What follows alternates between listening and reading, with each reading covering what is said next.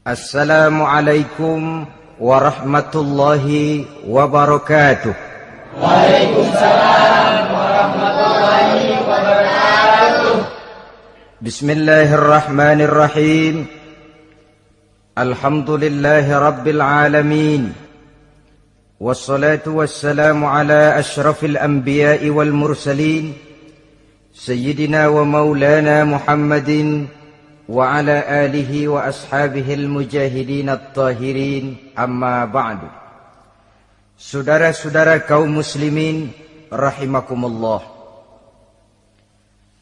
Pada pertemuan kali ini kita akan membicarakan riwayat Nabi Adam alaihi salam. Nabi Adam diciptakan oleh Allah dari tanah dan merupakan manusia pertama serta bapa dari seluruh umat manusia.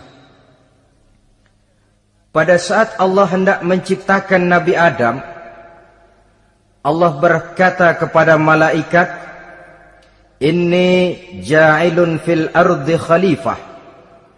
Aku akan menjadikan seorang khalifah di permukaan bumi. Malaikat dengan nada sedikit protes berkata, "Ataj'alu fiha may yufsidu fiha wa yasfiku ad-dima wa nahnu nusabbihu bihamdik wa nuqaddisu lak." Tuhan, apa perlunya engkau ciptakan seorang khalifah di permukaan bumi? Kelak kalau mereka berkembang biak, kerjanya hanya akan melakukan kerusakan, menumpahkan darah, saling bermusuhan satu sama lain. Sedangkan kami, kata malaikat, sudah cukup bertasbih memuji kebesaranmu. Allah kemudian menjawab, "Inni a'lamu ma la ta'lamun." Aku lebih tahu tentang apa yang kalian semua tidak mengetahuinya. Setelah diciptakan Nabi Adam daripada tanah, ditiupkan roh, maka Allah kemudian mengajarkan kepada Nabi Adam berbagai macam ilmu pengetahuan. Wa 'allama Adam al-asma'a kullaha. Kemudian Allah mengajarkan Nabi Adam nama-nama segala sesuatu. Nama merupakan simbol daripada ilmu pengetahuan. Nabi Adam akan dijadikan khalifah di permukaan bumi. Maka dibekali oleh Allah Subhanahu wa taala al-asma'a kullaha, nama-nama segala sesuatu. Yang dimaksud di sini ialah al-ulumal katsirah, ilmu pengetahuan yang banyak. Malaikat pada mulanya protes. Kami kan sudah cukup bertasbih Tuhan. Kami kan sudah cukup memujimu. Untuk apa lagi membuat manusia sebagai khalifah di permukaan bumi? Seolah-olah malaikat tidak setuju. Allah yang maha tahu rahasia segala sesuatu memberikan vonis, aku lebih tahu tentang apa yang kalian semua tidak tahu. Oleh karena Nabi Adam dipersiapkan untuk menjadi seorang khalifah di permukaan bumi, maka dibekali oleh Allah dengan ilmu pengetahuan. Begitu Nabi Adam dan begitu kita. Karena bukan cuma Nabi Adam, kita pun oleh Allah dijadikan sebagai khalifah-khalifah di permukaan bumi ini. Yang nilai kekhalifahan kita bergantung kepada kondisi kita masing-masing. Ada orang yang menjadi khalifah level internasional, menjadi pemimpin dunia Islam. Ada orang menjadi khalifah level nasional saja. Ada khalifah tingkat kota saja, ada khalifah tingkat kecamatan, ada khalifah tingkat RW, RT, sekurang-kurangnya khalifah untuk tingkat rumah tangga masing-masing. Nah, tanpa membekali diri dengan ilmu pengetahuan, jangan berharap kita akan bisa melaksanakan tugas sebagai khalifah di permukaan bumi ini. Apapun saja, Nabi mengajarkan, man arada dunya fa'alaihi bil ilmi, wa man arada al akhirata fa'alaihi bil ilmi, wa man aradahuma fa'alaihi bil ilmi. Siapa yang menginginkan dunia harus dengan ilmu. Yang menginginkan akhirat juga harus dengan ilmu. Yang menginginkan dunia akhirat juga harus dengan ilmunya. Tanpa dasar ilmu, maka manusia tidak akan bisa menjalankan tugas kekhalifahan. Setelah diajarkan Adam nama segala sesuatu, dikonfrontir, dihadapkan dengan malaikat. Hei malaikat, kalau tadi kamu bilang buat apa perlunya menciptakan khalifah? Nih bentuknya. Adam. Sekarang hei malaikat, coba kamu sebutkan nama segala sesuatu ini yang ada di sini ini.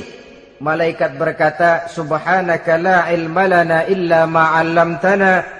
Ya Allah, kami tidak punya ilmu, kami tidak tahu semua itu kecuali apa yang telah Engkau ajarkan kepada kami. Kalau kamu tidak sanggup, Adam, sebutkan nama-nama semua itu. Adam menyebutkannya dengan lancar. Ketika itulah Allah memerintahkan malaikat untuk sujud kepada Nabi Adam alaihi salam. Sujud di sini bukan sujudul ibadah, sebab sujud ibadah kepada yang selain Allah haram. Tapi sujud di sini sujudut tawadhu' i'tirafan bifadli Adam. Sujud merendahkan diri sebagai pengakuan terhadap keutamaan dan kelebihan Nabi Adam. Maka orang yang banyak ilmunya lebih utama dari orang yang hanya banyak ibadahnya. Bahkan iblis lebih takut kepada orang alim yang sedang tidur daripada orang goblok yang lagi ibadah. Model ini diceritakan dalam Ihya-nya Imamul Ghazali. Iblis masuk ke masjid mau menggoda orang lagi sholat. Sudah masuk di pojok masjid, dia lihat orang lagi tidur. Ngacir iblis keluar, cepat benar. Pucat mukanya. Ketemu di jalan sama temannya. Kenapa lari, Mas?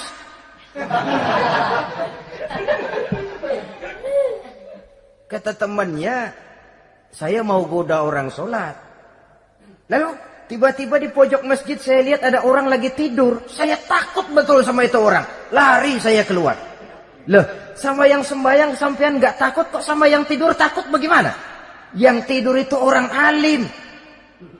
Yang lagi sembahyang itu orang goblok. Oh, godain orang goblok, saya colek juga dia lupa sembahyang. Tapi orang alim ini saya takut betul. Lah kalau diukur dengan malaikat waktu itu Nabi Adam, ibadahnya lebih banyak malaikat, jelas. Sudah bertasbih, sudah bertahmid malaikat. Nabi Adam baru diciptakan. Tapi kenapa Allah perintah malaikat sujud kepada Adam? I'tirafan bifadli Adam. Keutamaan Nabi Adam. Pantas untuk diserahi tugas sebagai khalifah mengatur kehidupan di muka bumi. Kalau malaikat yang jadi khalifah di dunia ini, nggak rame dunia. Coba, malaikat, material, harta nggak perlu. Seksual nggak perlu. Dunia ini hambar. Justru dunia ini menjadi ramai setelah manusia diberikan fungsi sebagai malaikat, sebagai khalifah oleh Allah Subhanahu wa taala. Saudara-saudara kaum muslimin rahimakumullah, setelah nyata kelebihan Nabi Adam, maka Allah perintahkan Nabi Adam tinggal di surga dengan segala kenikmatan yang ada di dalamnya. Tapi lantaran sendirian, kesepian Nabi Adam ini. Allah Maha Tahu, maka diciptakannya pasangannya, yaitu Siti Hawa dari tulang rusuk yang sebelah kiri. Sehingga Nabi pernah pesan begini, Istausu bin nisa fa innahunna khuliqna min dhil'in. Hati-hati kamu ngadepi perempuan. Yang tolong dengar nih yang laki-laki, yang perempuan belaga budak aja dulu lah. Hati-hati kamu ngadepi perempuan. Fa innahunna khuliqna min dhil'in, karena perempuan diciptakan dari tulang rusuk sebelah kiri. Apa watak tulang rusuk? Tulang rusuk itu kan bengkok. Perempuan tuh begitu, didiemin aja bengkok terus, dikerasin patah.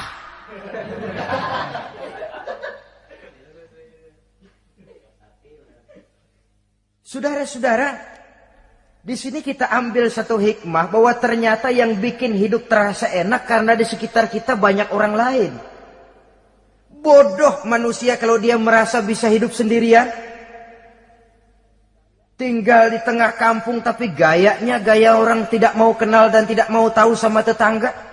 Jangankan di dunia, di sorga saja Nabi Adam karena sendiri, kesepian. Apa saudara mau tinggal di Jakarta? Apa saja di Jakarta, sudahlah milik saudara. Hotel Indonesia dikasih saudara, Hotel Borobudur punya saudara, Monas buntel bawa pulang. Semanggi ambil, tapi di Jakarta saudara tinggal sendirian. Kira-kira enak nggak?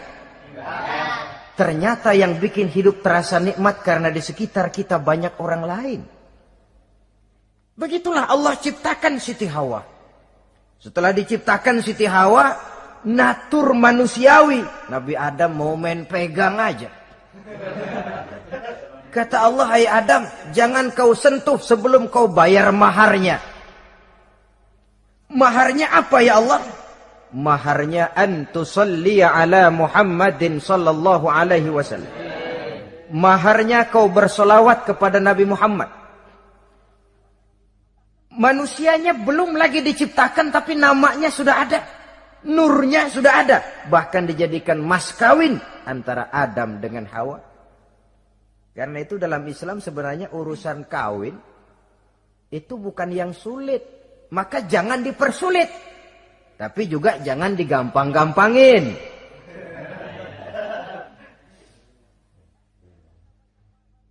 Artinya yang namanya mahar ini, walaupun cuma sebentuk cincin besi kalau orang sangat tidak mampu. Bahkan dengan mengajarkan Fatihah saja sah sudah. Saya terima nikahnya Fulanah binti Fulan, dengan mas kawinnya saya ajarkan dia surah Fatihah. Kalau memang kere betul, tidak punya apapun, sah sudah itu. Agama ini mudah, karena itu jangan dipersulit, tapi juga jangan digampang-gampangin. Setelah itu Allah memerintahkan, Ya Adam uskun anta wa zawjukal jannah. Hai Adam, kau dan istrimu tinggallah dalam surga. Wa kula minha ragadan haitsu syi'tuma. Segala makanan yang ada di dalamnya boleh kau makan. Pakaian yang aneka warna boleh kau pakai. Nikmati seluruh fasilitas yang ada di surga ini. Cuma atu aja Adam. Yang lain boleh dah. Mau ngapa pakai atu aja jangan. La taqraba hadhihi syajarah. Jangan kamu dekati pohon khuldi itu. Dekat saja jangan. Apalagi sampai metik. Jangan Adam. Saudara, ma'asyiral muslimin, itulah watak manusia. Kalau ada 10 persoalan, yang 9 boleh, yang 1 tidak boleh, yang tidak boleh yang bikin dia penasaran. Gue pengen tahu ngapa kagak boleh sih. Timbul penasaran. Apalagi iblis selalu berusaha. Sebab pada waktu malaikat disuruh sujud, semuanya sujud kepada Adam. Iblis tidak mau sujud. Tuhan tegur, iblis, kenapa kamu tidak mau sujud? Mana mungkin Tuhan, saya akan dibikin dari api, kata iblis. Adam dari tanah, unsur api lebih mulia dari unsur tanah. Masa saya harus tunduk kepada Nabi Adam? Gengsi dong. Adam kan anak kemarin sore, baru dibikin. Masa saya harus tunduk kepada orang yang macam itu? Ini kan perintah aku iblis. Kalau kau tidak mau tunduk, keluar dari sorga ini.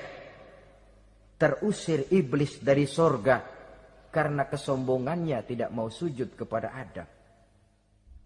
Nah, logika, kalau udah di sorga aja sombong diusir, apalagi yang masih tinggal di pinggir kali sombong.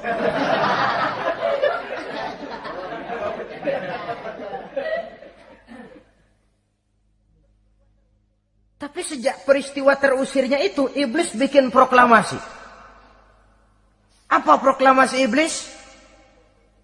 Rabbi fanzirni ila yaumi yub'asun. Ya Allah, gara-gara Adam saya diusir dari surga. Saya minta kepadamu ya Allah, beri saya kesempatan sampai hari manusia dibangkitkan. Kata Tuhan, innaka minal munzarin. Oke, silakan. Mau apa iblis? Rabbi bima aghwaytani la uzayyinanna lahum fil ardi wa la ughwiyannahum ajma'in. Ya Tuhan, disebabkan engkau telah menyesatkan aku, akan aku hiasi mereka manusia dengan kejahatan yang ada di muka bumi ini, dan aku akan sesatkan mereka semua. Ini proklamasi iblis. Gara-gara Adam saya terusir dari surga, maka sejak saat ini Adam dan seluruh keturunannya musuh bebuyutan saya.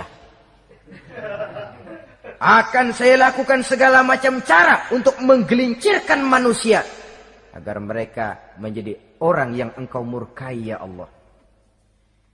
Kemudian Allah memberikan jawaban. Dialog ini saudara bisa lihat dalam surah Al-Hijr ayat 40, 41 sampai 44. Kata Allah apa? Inna ibadi laisa laka alaihim sultanun illa man ittaba'aka minal ghawin. Silahkan iblis. Yang lain barangkali bisa kau goda.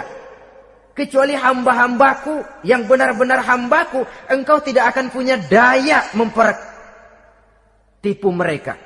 Engkau tidak akan punya kemampuan menggelincirkan mereka. Kecuali kalau memang mereka sudah mau ikut pengaruhmu.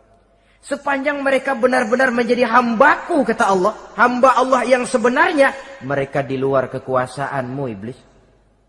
Tapi kalau mereka sudah turun menjadi hamba harta, hamba dunia, hamba pangkat, budak jabatan, mereka itu yang bisa kau gelincirkan. Selama mereka masih tetap sebagai hambaku, kata Allah, mereka di luar jangkauan kekuatan dan kekuasaanmu iblis. Nah, sejak saat itu kan iblis selalu nyari jalan, nyari lantaran bagaimana Adam nih supaya dia tergelincir. Gara-gara dia saya diusir dari surga. Nguping terus iblis. Sampai akhirnya dia dapat berita tentang dilarangnya Nabi Adam mendekati pohon khuldi itu. Satu hari dengan muka sedih, ya iblis itu the best actor. Aktor ulung dia. Dengan roman muka sedih, dia datang kepada Nabi Adam dan Siti Hawa. Kata Nabi Adam, iblis, ente kok tampangnya demek amat sih?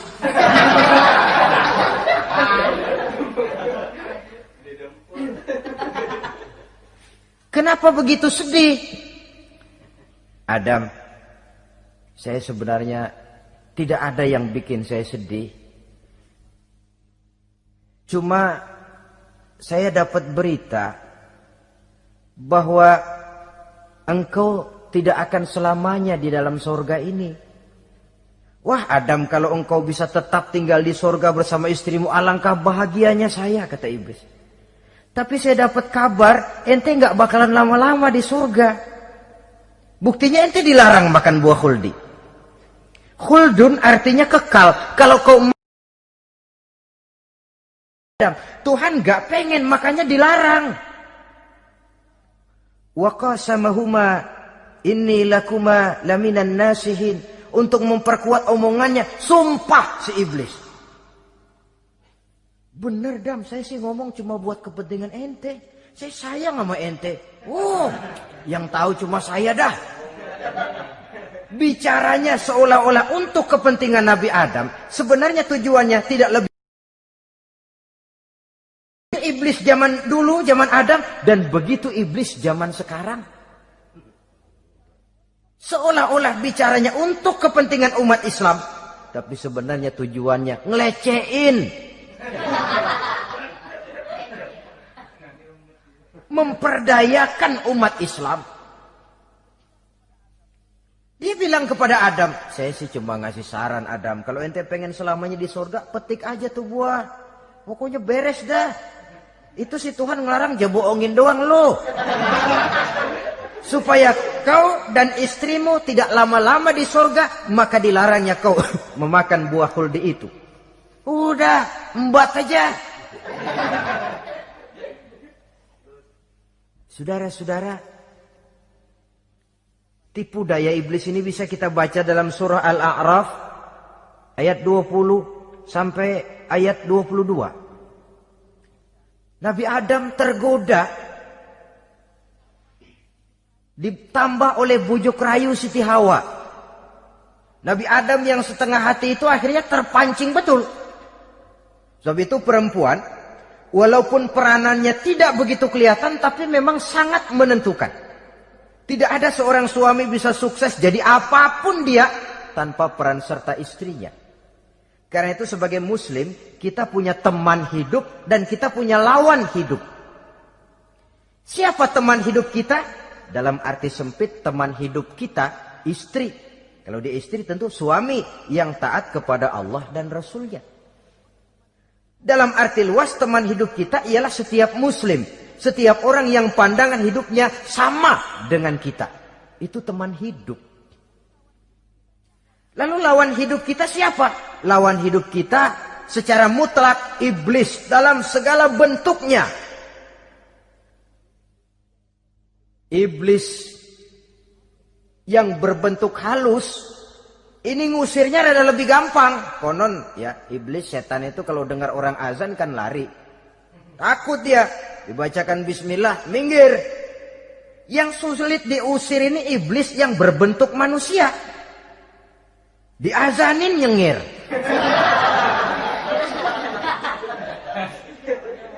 Gawat ini. Saudara-saudara, ini musuh dalam artian mutlak. Sedangkan musuh dalam artian ideologis, setiap orang yang pandangan hidupnya tidak sama dengan kita. Bahasa langsungnya, setiap orang di luar Islam secara ideologis, ya. Adapun secara manusiawi, kita tetap toleransi, saling menghormati, setuju dalam perbedaan pendapat, kembali kepada prinsip lakum dinukum.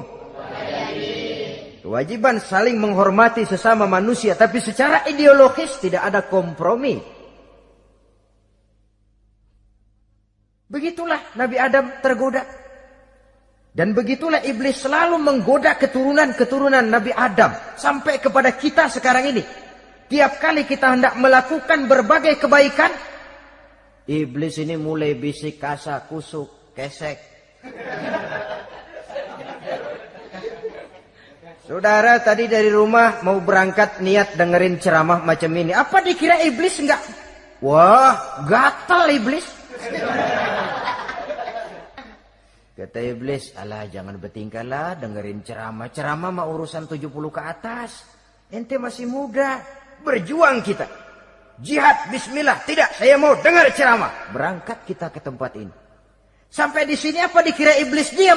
Enggak. Dia bisikin lagi. Iya. Lo hadir ke sono dah. Cuma nyampe sono lo ngomong aja ngomong dah. Ustadz mah jangan didengerin, ngomong aja udah. Perang lagi jihad, saya nggak mau ngomong, mau dengerin betul-betul. Kata iblis, iya lo dengerin dah, jangan ngomong, cuman pules.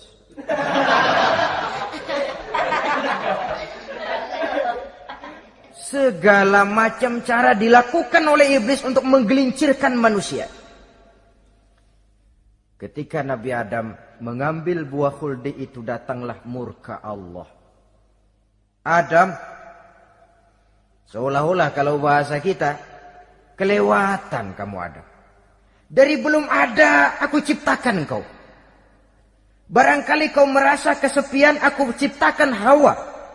Aku tinggikan derajatmu dari malaikat sampai malaikat sujud kepadamu. Aku perintahkan kau tinggal di sorga dengan seluruh fasilitas yang ada di dalamnya. Cuma satu yang aku minta, jangan dekati pohon khuldi, engkau tidak sanggup Adam. Keluar dari sorga ini. Terusir Nabi Adam dan Siti Hawa dari sorga. turun ke dunia ini. Turun terpisah lagi. Ya Allah. Orang itu kalau biasa susah, ketemu susah sih menglalap namanya. Makanannya. Tapi biasa seneng ketemu susah. Ini yang kalau tidak kuat mental. Tengoklah zaman sekarang kan nih. Kalau tuan-tuan rajin baca pos kota. Kayaknya nyawa murah bener. Pasal duit 100, nyawa hilang. Pasal diputusin pacar, begon ditenggak. Gantung diri pakai tali plastik. Murah betul kelihatannya jiwa itu.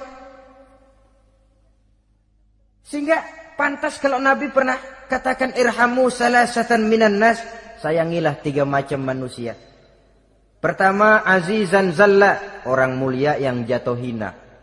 Pejabat tinggi kalau pensiun kesian bener. Ya Allah. Udah nggak ada yang ngasih hormat, tanda tangan nggak laku. Azizan zalla.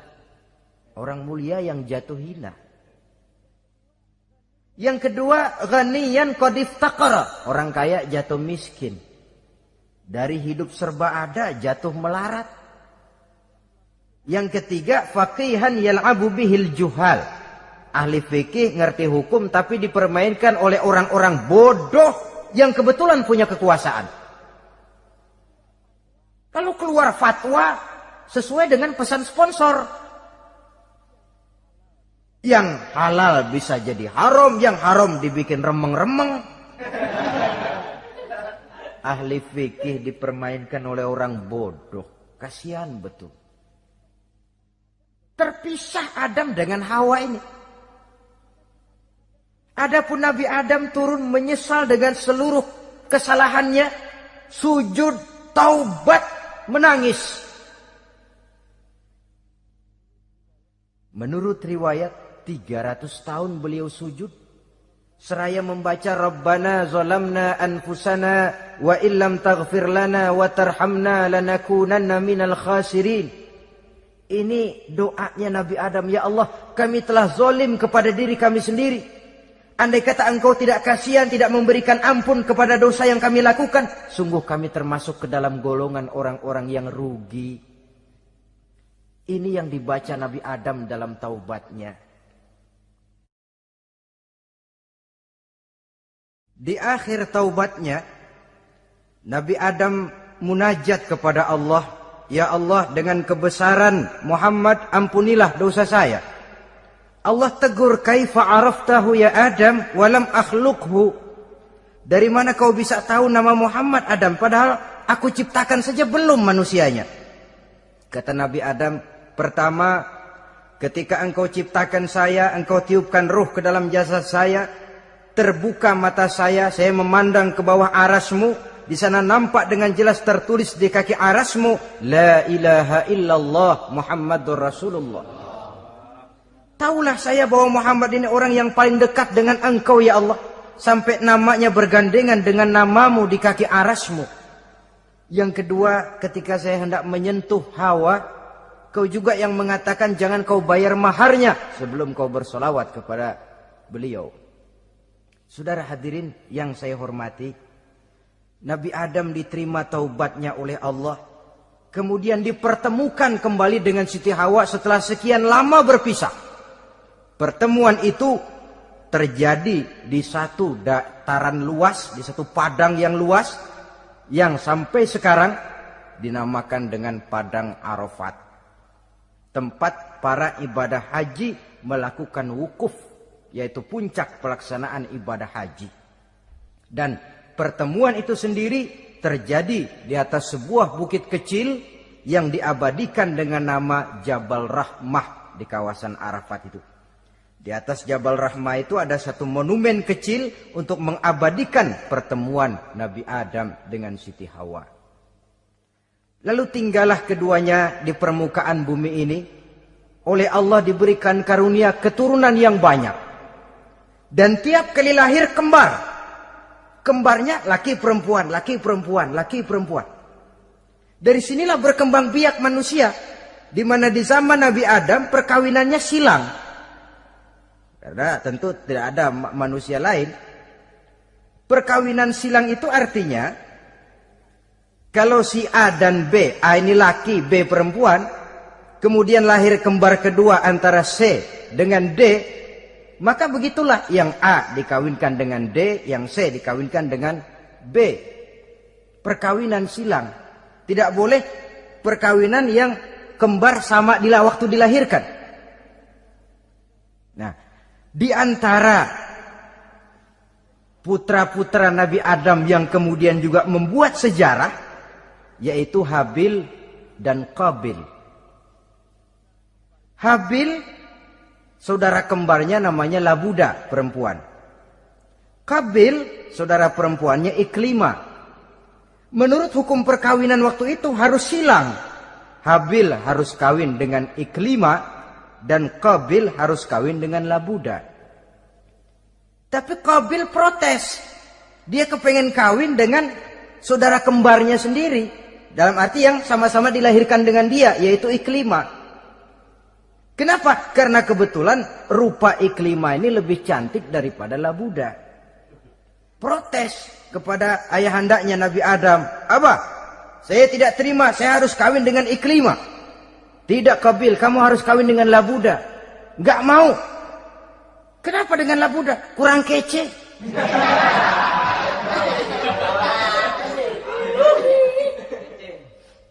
Bertengkar, Nabi Adam tidak berhasil menyelesaikan. Lalu diserahkan saja kepada Allah. Kata Allah begini saja, bikin korban. Kamu berdua, Habil, Qabil. Siapa yang korbannya aku terima, dia boleh kawin sama Iklimah. Ternyata korban yang diterima adalah korbannya Habil. Jadilah Habil kawin dengan Iklimah. Tapi Qabil tidak puas. Dendam kesumatnya timbul, iblis ngilikin. Kresek. Akhirnya dibunuh saudaranya Habil ini. Inilah sejarah pembunuhan pertama dalam kehidupan manusia. Qabil membunuh Habil. Habis dibunuh bingung. Bagaimana naruhnya ini mayat? Allah lalu memberikan petunjuk. Dalam Al-Maidah ayat 31 itu dijelaskan. Ada burung gagak berantem sama burung. Yang satu mati. Nah, oleh yang masih hidup, tanah ini dicakar-cakar sama kakinya dan sama paruhnya. Sehingga berbentuk lubang. Bangkai saudaranya itu dimasukin ke lubang itu, lalu diuruk lagi pakai tanah. Oleh cakar kakinya dan paruhnya itu.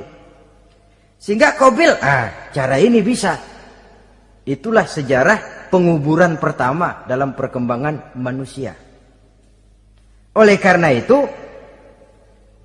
Nabi memberikan penjelasan, man sanna sunnatan hasanatan falahu ajruha wa ajru man amila biha wa fi riwayatin wa ajru man tabi'aha. Siapa orang yang melakukan satu kebajikan, dia akan mendapat pahala dan pahala dari orang-orang yang mengikuti kebaikannya. Misalnya saudara membentuk pengajian.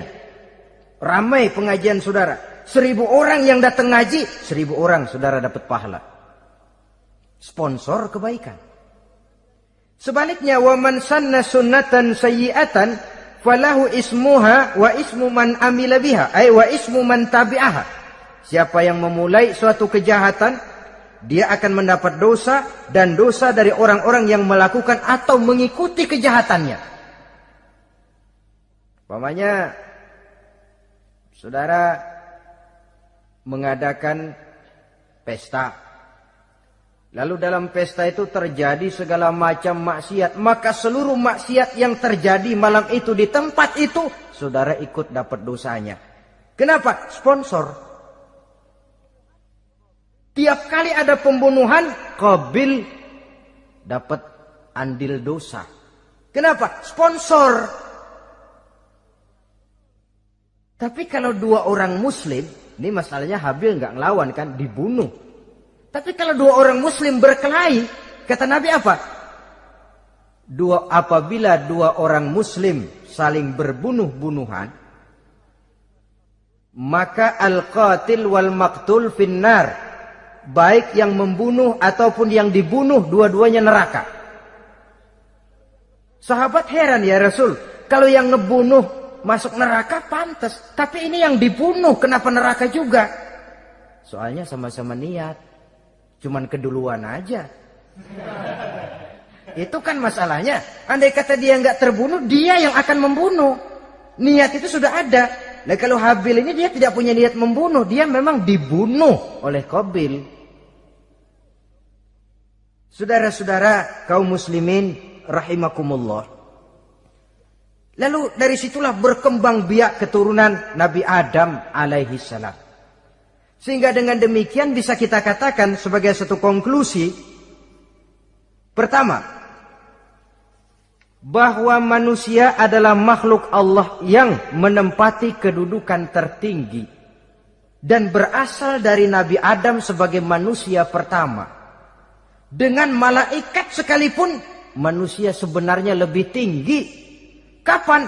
Kalau dia tetap benar-benar sebagai hamba Allah yang membekali diri dengan ilmu pengetahuan. Laqad khalaqnal insana fi ahsani taqwim. Kami ciptakan manusia dalam bentuk yang paling baik. Dan ketinggian manusia itu tidak ditentukan oleh bahan-bahan dari mana manusia diciptakan, tapi ditentukan oleh adanya roh yang ditiupkan ke dalam jasadnya dan kemampuan yang ditimbulkan oleh nilai-nilai rohaniah tadi. Kalau secara biologis kita ini semua bahannya sama. Dari saripati mak tanah yang menghasilkan buah yang dimakan oleh mak bapak kita, membentuk hormon, menghasilkan sperma, terjadi kerjasama yang baik antara ibu dan bapak, sehingga kemudian melahirkan kita ke alam dunia ini. Secara biologis bahan kita sama. Dan tidak itu yang menentukan ketinggian manusia.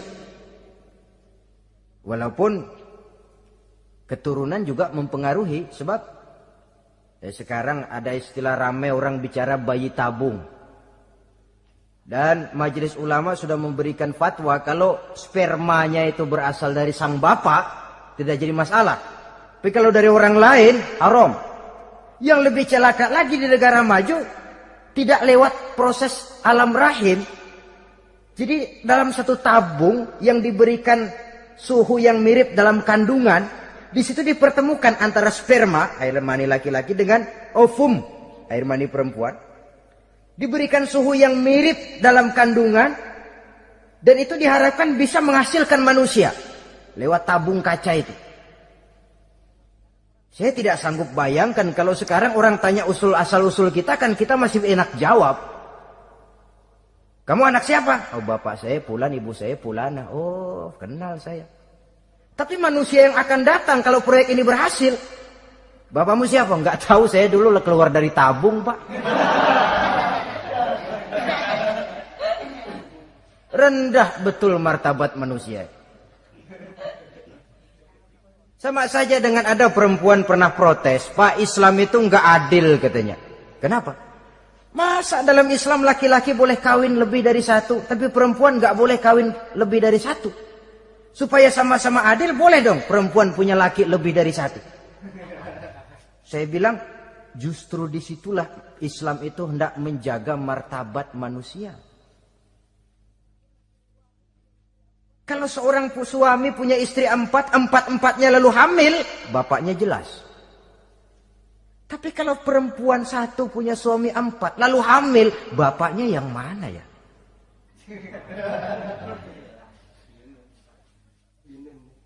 Rendah martabat manusia.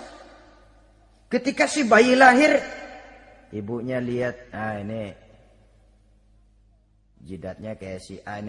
Sudah, ini anakmu saja nih, jidatnya jidat kamu.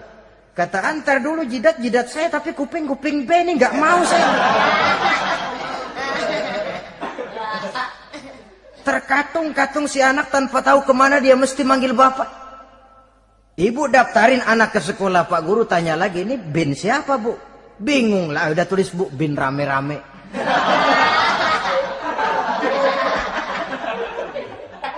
Kan rusak martabat manusia kalau sudah begitu. Justru Islam ini menjaga ketinggian martabat manusia. Jadi manusia itu fi ahsani takwim. Kapan? Kalau dia bisa menjaga kehambaannya di hadapan Allah dengan melaksanakan fungsi sebagai khalifah di permukaan bumi.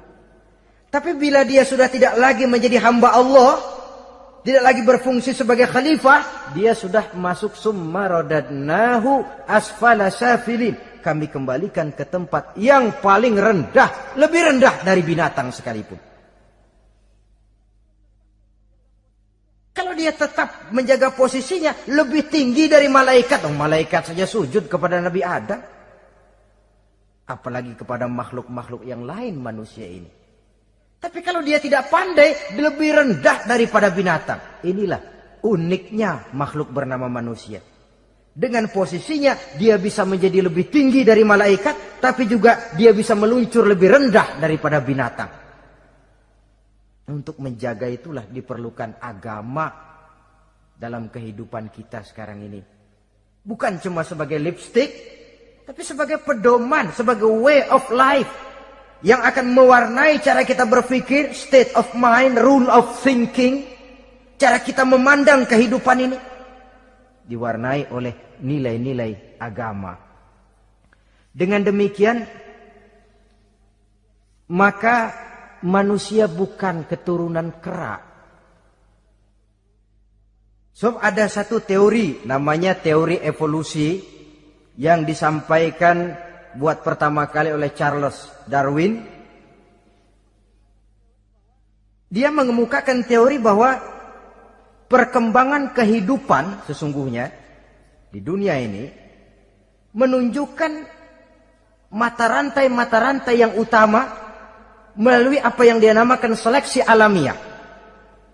Mula-mula dari ikan melalui seleksi ke amfibi, dari amfibi ke reptil, dari reptil ke mamalia, dari mamalia ke mamalia kecil, dari mamalia kecil ke primat, dari primat ke monyet, dari monyet menjadi Homo erectus.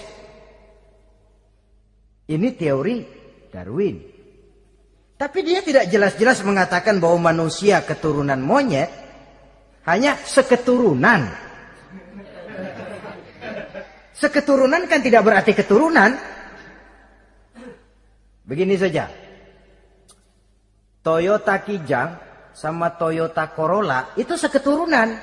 Tapi Corolla dengan Kijang kan lain. Cuma seketurunan. Dalam arti sumbernya sama. Makhluk yang tidak tahan seleksi alam, oleh udara yang sangat dingin, perkembangan cuaca yang sangat panas, gempa bumi dan sebagainya, seleksi alam dia namakan, hilang, musnah dari peredaran.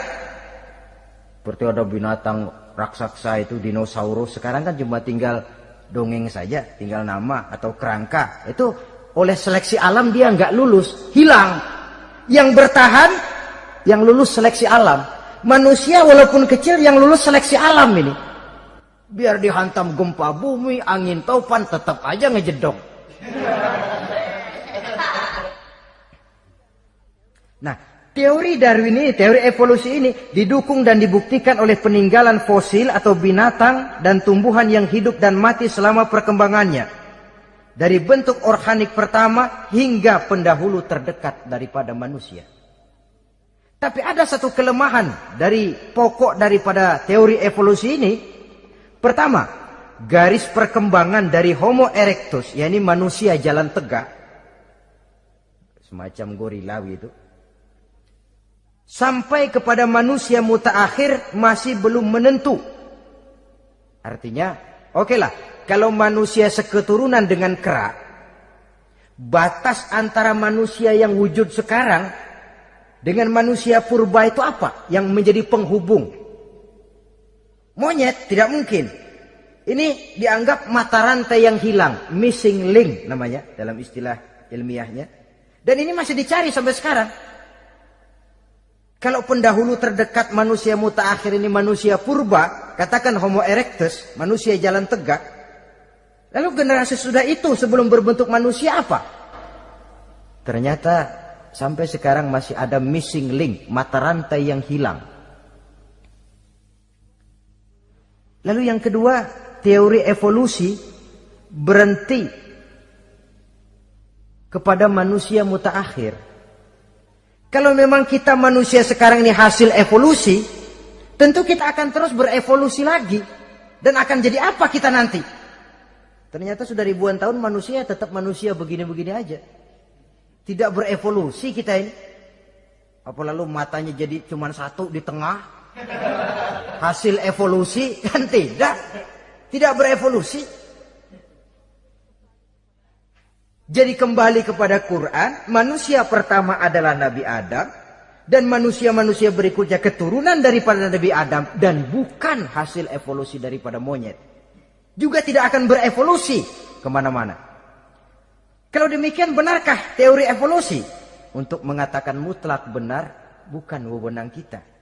Untuk mengatakan salah total, juga kebenaran ilmu adalah relatif sebagai relatifnya daya pikir manusia. Di samping dia harus membuktikan kebenarannya, maka kebenaran ilmiah adalah kebenaran yang relatif dan temporer.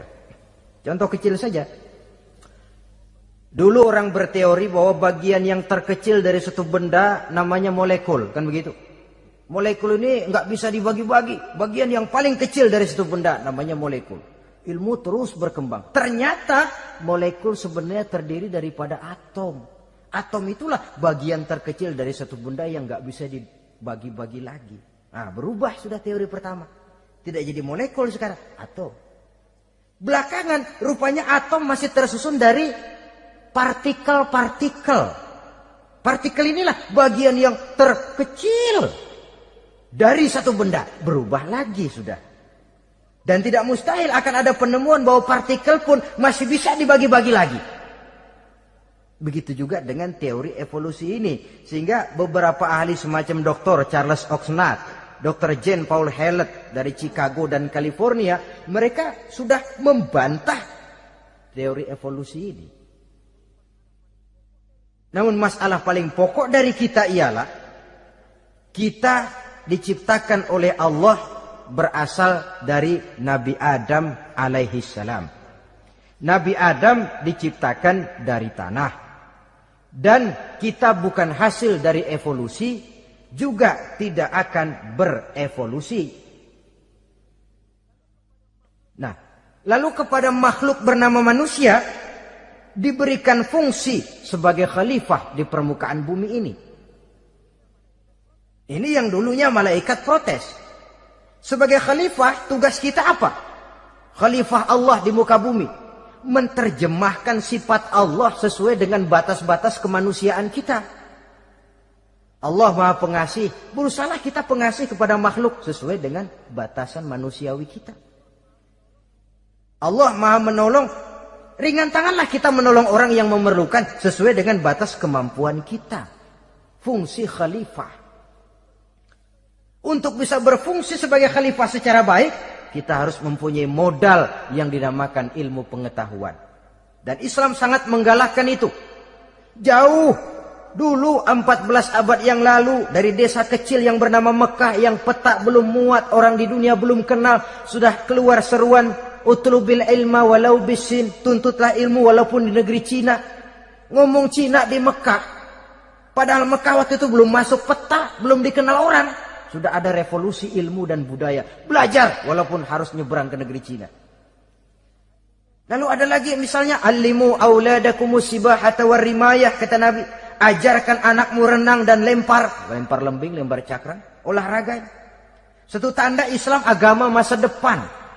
14 abad yang lalu di Saudi Arabia, Nabi mengajarkan ajari anakmu berenang. Kalau Islam agama untuk orang Arab saja, mau berenang di pasir. Tapi wawasan pandangannya luas. Bahwa Arab sebagian besar memang Islam, betul. Tapi Islam bukannya Arab, itu juga jelas. Sepanjang kita masih menjadi khalifah Allah, maka sepanjang itu kita fi ahsani taqwim. Nah, sebagai khalifah Allah kita bertugas membudidayakan alam ini. Kita kadang-kadang terlalu. Ada ayat, wa ma min dabatin fil ardi illa 'alallahi rizquha. Semua yang melata di muka bumi dijamin rezekinya oleh Allah. Ayat itu betul. hak karena datang dari Allah. Bahwa rezeki disediakan di muka bumi, memang. Tapi rezeki itu tidak turun begitu saja laksana jatuhnya embun di waktu pagi. Kita harus berusaha. Dan usaha manusia mencari rezeki lain dengan ayam. Kalau ayam dari tahun atu. Nyari rezekinya tuh modalnya cuma ceker patok. Coba. Dari tahun 1 ayam, asal punya ceker, punya patok, sudah dapat rezeki dia. Nggak perlu masuk TK, SD, SMP. Tapi manusia cari rezeki, apalagi zaman sekarang. Persaingan hidup tajam, lapangan kerja sulit, tensi ekonomi tinggi. Masuk sekolah urusan, tamat sekolah urusan. Kadang-kadang dilema juga. Masuk perguruan tinggi negeri sulitnya setengah mati kayak onta masuk ke lubang jarum. Masuk perguruan tinggi swasta yang favorit biayanya selangit. Artinya tanpa membekali diri dengan ilmu, keahlian, skill, kemampuan, fungsi sebagai khalifah sulit untuk bisa kita laksanakan. Saudara-saudara kaum muslimin yang berbahagia. Kalau fungsi khalifah ini mampu kita laksanakan, iblis putus asa sudah. Sebagai khalifah, di satu pihak kita menyembah hanya kepada Allah, di lain pihak kita membudidayakan alam ini. Ada apa sih di perut bumi? Minyak, gas, timah, emas. Ada apa sih di lautan? Pelajari lewat oceanografi, membudidayakan alam. Air sungai supaya arusnya nggak mengalir mubazir. Ada manfaatnya, bisa menimbulkan energi yang menghasilkan tenaga listrik. Bisa mengairi persawahan, irigasi. Bikin apa? Bikin dam, membudidayakan alam. Tapi juga mengislamkan budidaya itu. Bahasanya mengkulturkan natur, mengislamkan kultur.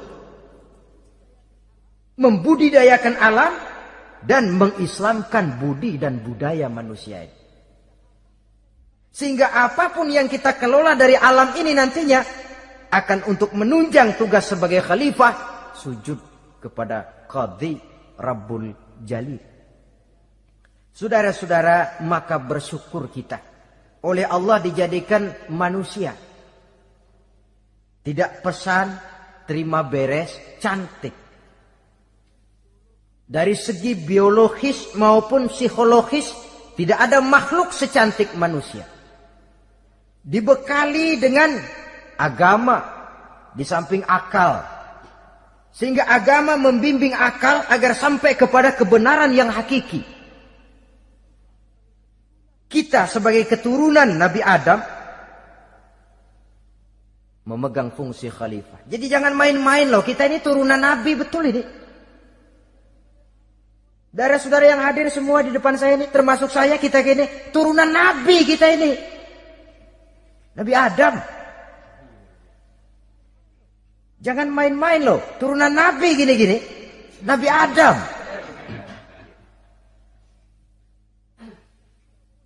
Sayang kalau posisi yang tinggi kita tidak melaksanakan fungsi yang tinggi. Sayang betul. Sebab itu manusia harus adil kepada dirinya. Dalam arti menjaga diri dari sesuatu yang bisa menghancurkan ketinggiannya dalam pandangan Allah. Jadi kalau kita sudah lemparkan diri ke meja judi, hanyutkan diri ke tempat mabuk, hancurkan diri di tempat maksiat, itu sudah tidak adil kepada diri sendiri. Tidak bisa menjaga ketinggian yang diberikan Allah kepada kita. Dikasih baju bersih, dicemplungin di comberan, diinjek-injek lagi. Kita ini diciptakan fi ahsani taqwim. Masa mau turun berbuat seperti binatang, itu makhluk rendah? Masa mau mengikuti tipu dayanya iblis, dia sudah proklamasikan bahwa itu musuh bebuyutan kita? Innahu lakum aduwwum mubin. Setan musuhmu yang jelas dalam segala bentuknya. Saudara-saudara, nah, untuk berfungsi sebagai khalifah ini sekali lagi, bekali diri dengan ilmu pengetahuan. Dan ilmu itu di zaman kita sekarang tentu kalau Nabi Adam diajari langsung oleh Allah, wa 'allama Adam al-asma'a kullaha. Lah kalau kita mau nunggu Tuhan ngajarin, geblek terus. Ya tidak mustahil Allah memberikan ilmu yang disebut ilmu laduni ya. Transfer. Langsung Allah memberikan kepada seorang hamba, membukakan pintu hatinya. Tapi bukan potongan kayak kita yang dapat ilmu laduni macam begitu. Satu contoh, menurut ceritanya, Hadratus Syekh Kiai Hasyim Asy'ari itu kan ngaji beliau kepada Kiai Khalil Bangkalan, Madura. Kiai Khalil ini wali. 2 tahun berguru di sana, nggak diajarin apa-apa. Cuma kalau pagi nyari rumput. Tiap hari 2 tahun akhirnya Hadratus Syekh bilang, Kiai, saya kapan diajarin? Sudah Hasyim, kau pulang saja. Insya Allah kau alim. Itu aja pulang jadi orang alim. Dia di samping terus beliau belajar ke Mekah. Kita harus melalui proses belajar. Ini untuk menunjang tugas kekhalifahan kita. Sebagai hamba Allah dan sebagai khalifah Allah di permukaan bumi. Sehingga 2 tugas ini bisa kita laksanakan dengan sebaik-baiknya. Menjaga martabat manusia sebagai makhluk yang mulia dan keturunan dari Nabi Adam alaihissalam. Saudara-saudara, ini sajalah pembicaraan kita kali ini. Terima kasih banyak atas segala perhatian. Mohon maaf atas segala kekurangan. Usikum wa nafsi bitaqwallah. Aqulu qauli hadza. Wassalamualaikum warahmatullahi wabarakatuh.